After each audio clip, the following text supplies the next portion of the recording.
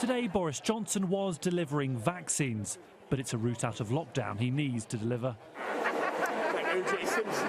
Visiting South Wales, the Prime Minister was clear that this time, when restrictions are lifted, there's no going back. We'll be setting out what we can on Monday the 22nd, and it'll be based firmly on a cautious and prudent approach to coming out of lockdown in such a way as to be irreversible. We want to be going one way from now on. But with the vaccine rollout speeding up, some MPs want the lifting of lockdown to speed up too.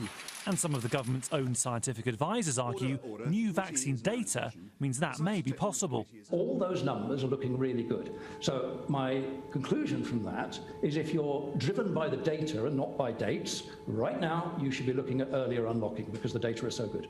Others argue loosening restrictions too fast risks disaster.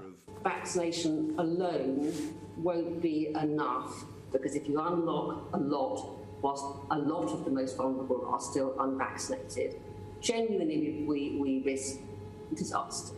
Did it go okay? And today the government confirmed their mass vaccination programme will be matched by a mass testing effort, with hundreds of thousands of lateral flow tests posted out each day. We need to use all the tools at our disposal, and mass testing absolutely is part of that, to ensure that as the vaccine programme rolls out, we still follow where the virus is, we find cases so that people can isolate, and we can identify where remaining problems are.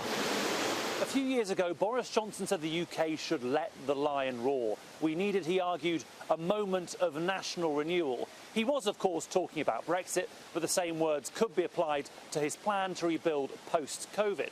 Some argue the biggest threat to that recovery is moving too fast. The Prime Minister knows that if places like this are ever to be busy and bustling anytime soon, he cannot lose control and he must avoid a fourth lockdown. In the coming days, the Prime Minister is facing some monumental decisions, choices only he can make.